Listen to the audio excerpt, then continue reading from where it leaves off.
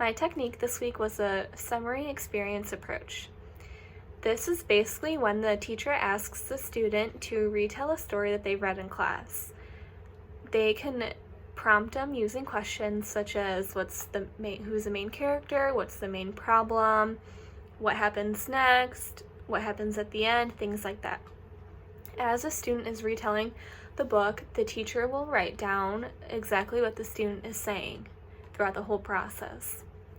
Once the student is done retelling the story, the teacher and the student go back together and reread what the student had said. From there, they decide if there needs to be any revisions or changes made to the summary. Finally, the teacher will go and type up the summary and hand it out to the student, and that student will then begin rereading the summary so they kind of get a feel for what a summary is and kind of what it looks like.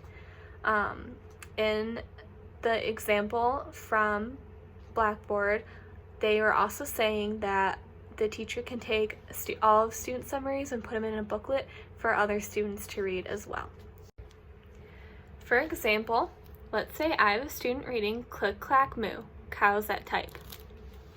I would ask for them to retell the story to me. They might say, this story is about Farmer Brown's cows and their typewriter. Now I would prompt them and I would say what happened in this story. And the student might say the cows said that they wanted electric blankets. If I wanted them to continue, I could say, why did they want electric blankets? And the student would say, because the barn got cold at night. Now this whole time, I'm going to be writing down what the student says so that we can go back and revise our summary. I can then say, well, what happens next? And the student would say, Farmer Brown said no, so this cow stopped giving him milk. Now I've written all this down.